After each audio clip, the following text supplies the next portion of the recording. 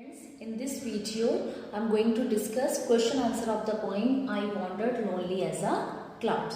So let's start with the question answers.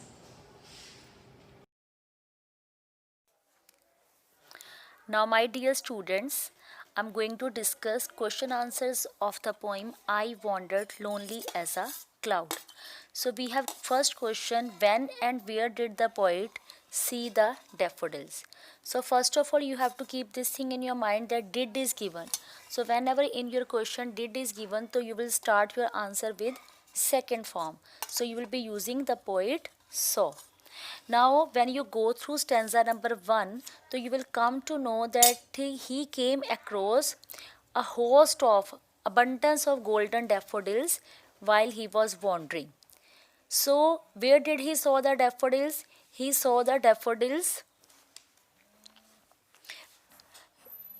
beside the lake, beneath the trees, under the tree, okay, and those daffodils were fluttering in the breeze along the margin of a bay.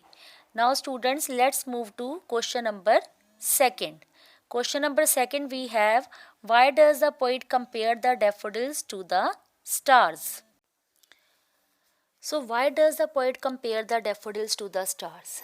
See, the poet compares the daffodils to the stars, those shine and twinkle in the Milky Way. The poet makes such a comparison because to him the daffodils seem to grow in a never-ending line, like the stars in a galaxy. So this answer you can find out in stanza number 2. Also the yellow daffodils seem to shine and glow brightly like the stars twinkle in the sky. So you can easily find out answer number 2 from second stanza. Now my dear students, let's move to question number 3. What effect do the daffodils have on the speaker? Now in this answer, you can find out, see, the poet gives us a very clear, very vivid description of the daffodils and the place where he saw them. And the poet also mentions that when he saw the daffodils, he did not realize the wealth of experience he had collected, he had accumulated. But later on, when he sat in a thoughtful mood, the image of the daffodils flashed in his mind. So this tells us that the show of the daffodil has a long lasting effect on the poet. So what kind of effect the daffodils have on the speaker? It was a long lasting effect. Okay students, after that I am going to discuss with you think and answer part C. So let's take question number 1 of think and answer part, that is, in your own words describe the poet's feelings when he sees the host of golden daffodils. So my dear students, in this answer you can write down about poet's feeling, that when he sees the host of golden daffodils, you can describe in your own words. So I'm giving you some of the hints, you can pick up those hints, but you have to describe this answer in your own words. See, the poet felt very happy. Why so? Because he was in the company of the cheerful daffodils.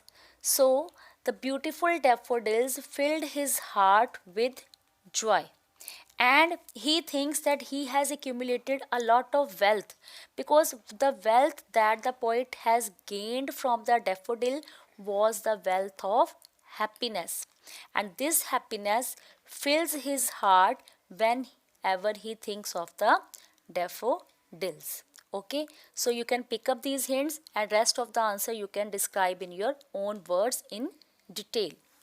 Now my dear students, let's move to second question of C part. Why does the poet consider solitude to be blissful? So here the meaning of solitude means the state or situation of being alone, and blissful means happy. So it is very crystal clear, it is given in the last stanza of the poem, that whenever the poet remembers the daffodils, he rests, he sits on his couch in a deep and in a very pensive mood. Pensive mood means when he is thinking so deeply. So the memory of the daffodils fills his heart with happiness, with abundance of joy. So whenever he feels alone, he is lonely, and he sits and he thinks deeply, so that the flash of the memory comes in his mind and his heart is filled with pleasure, with happiness. Okay, my dear students, now I have discussed these 5 answers with you. You jot down all these 5 answers in your fair notebook. Okay, dear students.